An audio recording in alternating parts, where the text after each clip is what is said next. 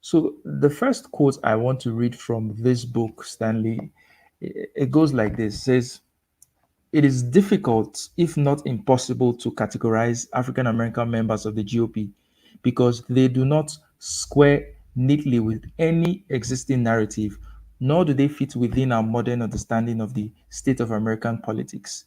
In other words, we do not have an adequate name for the black Republicans described in this book, nor do we differentiate between them. So, my question would be, can you describe the Black Republican? What are his values? What are his principles? What drives the Black Republican? I know there are Well, Black Republicans like Glenn Lowry, but based on these quotes, how does this sit with reality um, in terms of what drives the Black Republican? well, this is going to be a long answer, so Okay. be prepared, and you can interrupt anytime you want. The Black Republican, like an Arthur Fletcher, is not the Black Republican of today. Mm, Glenn Lowry is not Arthur Fletcher. Glenn Lowry is somewhere, he's not even Stanley Crouch, which was one of Glenn Lowry's mentors back in the late 90s. The interesting thing, back in the 60s, and it's before my time because I was born in 65, so I've read about it. I don't know it, anecdotally even. But there used to be such a thing as a Rockefeller Republican, which was essentially a moderate Republican. Maybe even, I think I've heard the term bandied about, a liberal Republican. mm, Republicans who were basically fiscally conservative and maybe moderately um, socially conservative, but they mm, weren't Bill Buckley type Republicans. mm, And that would describe, say, a black Republican in the mid 60s or a black Republican post Goldwater, because Goldwater, in my opinion, is like the dividing line. 1964 Goldwater running against Johnson, that mm, was the dividing line. That was the breaking point where Southern Democrats, Dixiecrats, moved over to the Republican Party, and that was the it was the how every few million years the poles of the earth switch. yeah.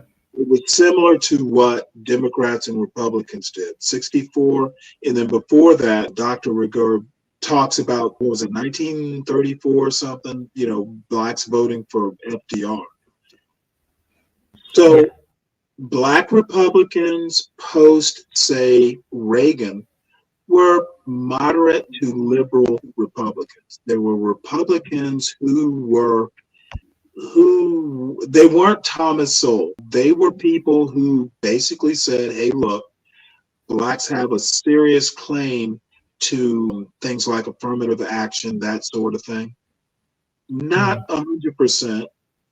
They weren't lockstep, but they would at mm, least entertain the argument without going into a Glenn Lowry sort of spiel, or recently a a Byron Donalds sort of mm. spiel. They were not fans of Thomas Sowell.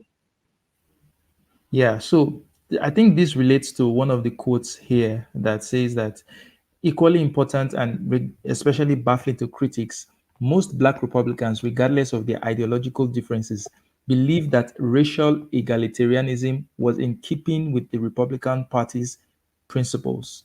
Indeed, the majority believe that in times of crisis, the government had a right to intervene on behalf of the nation's citizens. Consequently, African American Party members' traditional conservatism often included a belief in federal intervention in specific matters of civil rights and racial equality. Now, I want you to juxtapose this with the current view of Black Republicans as it relates to civil rights, racial equality, and you know all those fun stuff. Well, there is no juxtaposition. There's no position to juxtapose. People like Byron Donalds don't believe racism exists. They don't believe America is a racist country. As a matter of fact, Byron Donalds, specifically, and really all the Soul Brothers, they believe that there was actually a silver lining to Jim Crow. And at the extreme, on the fringe, there are people like a Thomas Sowell who thinks that there's a silver lining to African slavery in America. So that brings me to I haven't read it, but I saw one of Glenn Lowry's posts today or yesterday, which talked about when he said that the African American family, there were actually more two-parent families under Jim Crow than now. And the first thing that came to my mind was, what's the relevance of that point? Why is that point an interesting point to make? Is it the case that African Americans were better off under Jim Crow? I really don't get what he was trying to Well, make. here's the deal. Are you familiar with what Byron Donalds did last week? No, I'm not. Okay, well, I'll send you the clip at some point.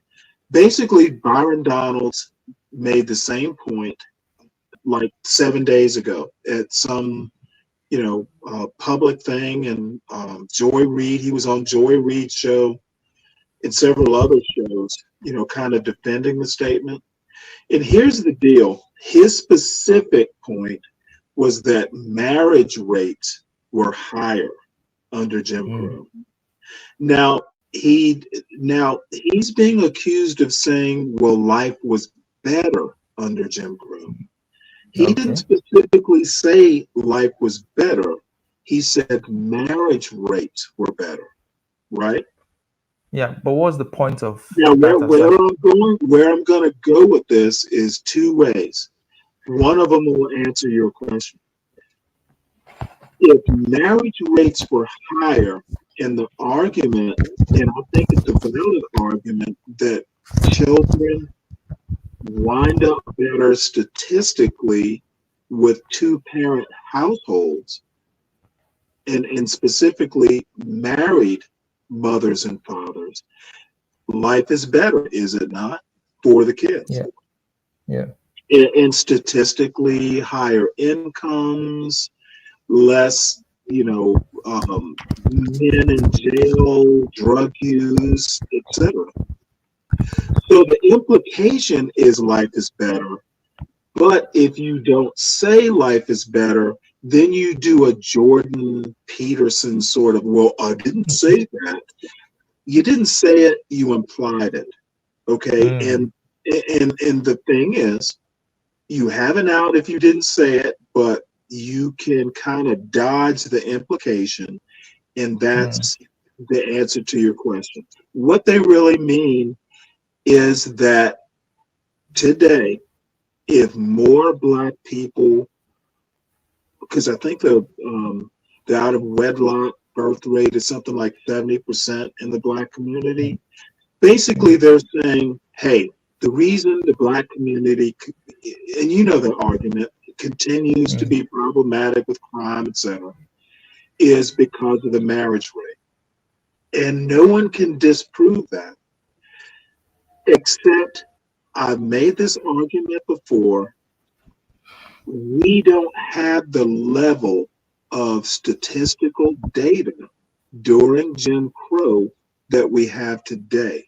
In my opinion, you can infer or maybe guess or do a priori that the marriage rate is the problem, but you don't have definitive proof. It's anecdotal. But what I'll say to that is that even if it were true, as a matter of fact, that marriage rates were better under Jim Crow, I don't see the connection. So is the implication that it was Jim Crow that made marriage rates that good for African American families to be intact? That now that we no longer have Jim Crow, then what they're saying, those are two separate. It's an indirect argument that the welfare state, the Great Society specifically, is the problem. Before the Great Society, Oh, okay. And I see. before 1965, we were under Jim Crow, and we coming out of Jim Crow without welfare would have Hmm. continued to prosper. It was the Oh, welfare state. That's the implication that they're oh, basically saying.